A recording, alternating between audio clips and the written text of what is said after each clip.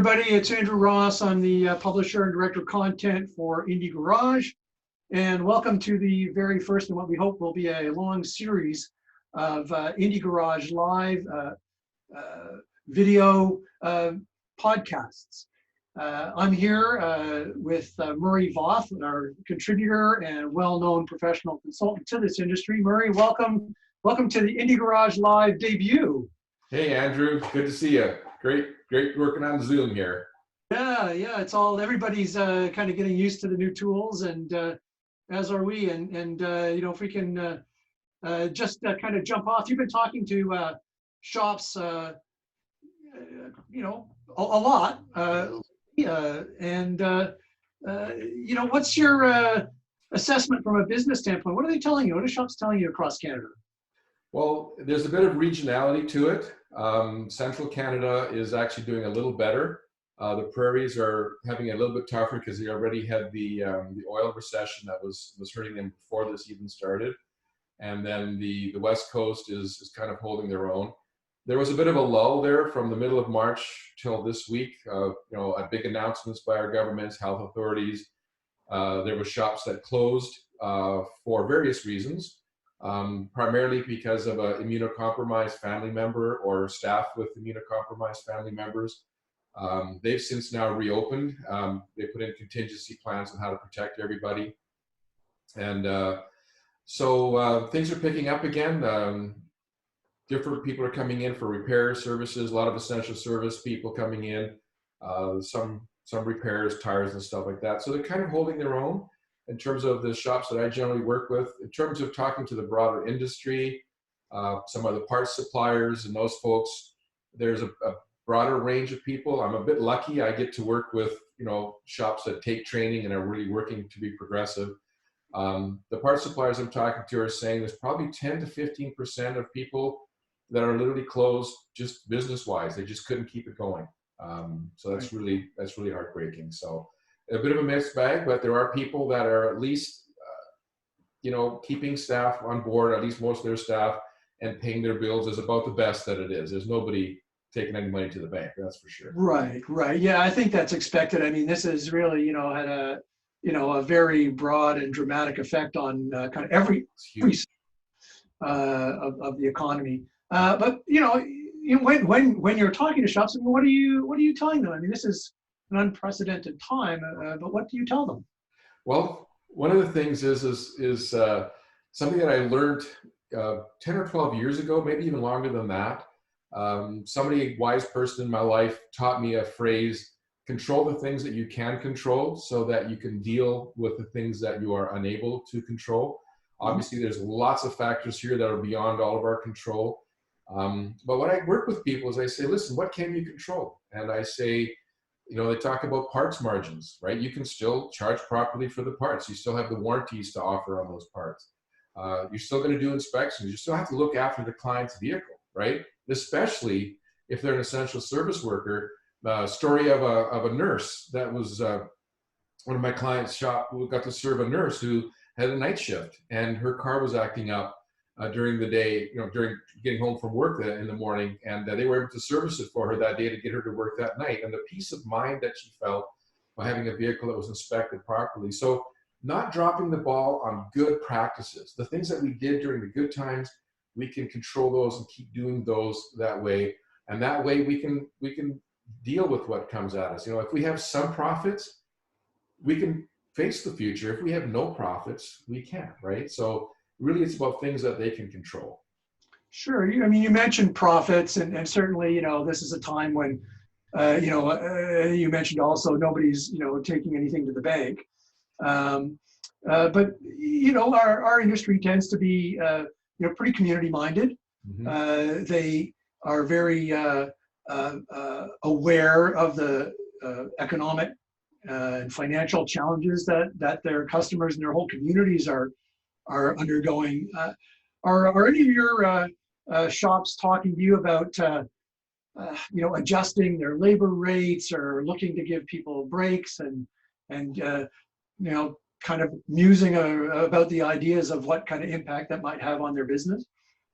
Yeah, that discussion has come up significant number of times from people. Questions about, should I lower my my labor rate. She'll, give deals on parts and things like that. And the intention, of course, like you said, is to serve the community, is to give back. But what I've told them is the thing that business people, not just automotive shop owners, but all business people need to realize that unless they're healthy, they will have nothing to give, right?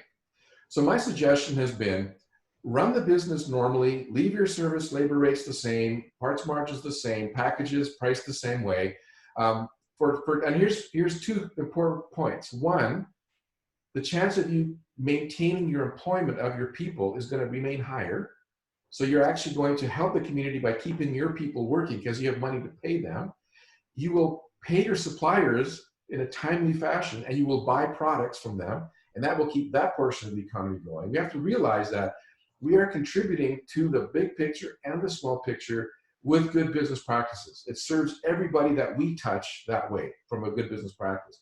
If you want to give more, and they're all giving more back, I said the impact on somebody's wallet of reducing a labor rate can be very minimal depending on the size of the service or the repair that they're doing, right? And maybe they're not even aware that you reduced the labor rate. How do they even know what you did for them? So I've suggested something called It Takes a Village campaign. And you've probably heard stories of raising children. It takes a village to raise a child. Well, I've twisted that phrase into it takes a village to keep a community going. The suggestion I made, and I've got some clients have taken me up on this, is to buy gift cards of other small businesses that are in your community that are still trying to make it. Most common are the restaurants that are doing takeout, delivery, things like that. Florists, they've had to close their doors, but florists can still deliver flowers, right? There's all kinds of opportunities there for doing gift cards. And so I suggest you buy gift cards from a select group of people in your community and then give those to your customers. So instead of taking your labor rate of, let's just say it's $100 labor rate and reducing it by $20 an hour, that's going to do nothing for your business. But if you've made the money, you've got it in the bank, you've made the profit, and now you give $20. Some people are doing $20 for every $400 spent at the shop. Some are doing $20 for every $200. So a 5 or a 10% discount. But it's creating the economy. I get dinner, I bring my car in, I get dinner on that shop, and then that restaurant just got a $20 or a $40 sale, right? Right. The one shop in one community has launched it with 5 businesses. It's just built such a spirit of community in that area that it's just fantastic that other businesses have asked, can we donate too? If you come to that shop and get service work done, a furnace repairman will now give $50 off of a service call with the service of a car, or $200 off a furnace, right? So let's make the money, let's treat everybody properly, fairly, business-like, and then if we want to give stuff away, give it out of off the profit, off our personal decision, right?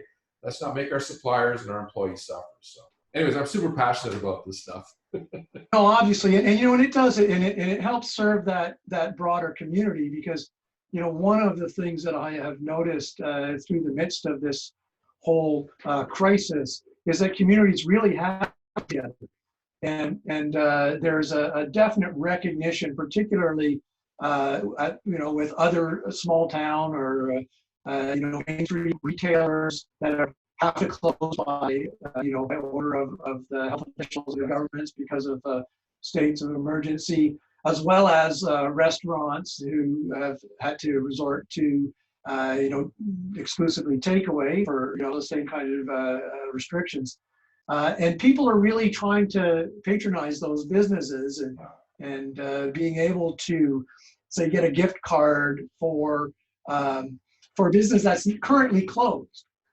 They get a little revenue, enough to little people that they can then spend in the community. And when things open up, people also have that added incentive to pay a visit. Yes, exactly. And the interesting thing I'm finding is that for a lot of those businesses that were closed down by the health authorities, they have found legal ways to do business online now with delivery and that. So even those people we can support. And just if I could give one more example, Andrew, of a shop that was doing a similar type of idea with gift cards. And one of his clients said, "Oh, I'm good. I don't need that gift card. Give it to somebody else that could use it." And so, they heard of a circumstance where somebody was having some challenges and they gave them 2 gift cards. that day. They passed on one from another customer and said, you know, just give that to somebody else and give that to them, right? So it gives your customer, see, if you reduce your labor rate, it doesn't give your customer the opportunity to do anything with that except save a bit of money, right? You don't, you know, the people coming in the door to your shop, you don't know most of them if they're having a tough time. They're not going to tell you that they lost their job for a lot of there's too much pride at stake here, right? They're just going to come in and do their best, right? But if you give somebody a gift card, they have the freedom to take it and say thank you and use it.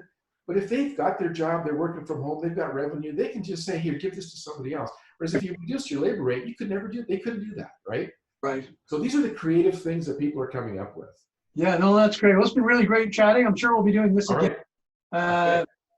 You know, it's always great to hear, you know, not surprising, as I know this industry and as you, it's not surprising to hear the industry stepping up for their communities across Canada. And we'll be reaching out to more members of the community over the coming weeks to you know, keep up with how things evolve in this current situation. Murray, thank you so much for your insights and your feedback on this.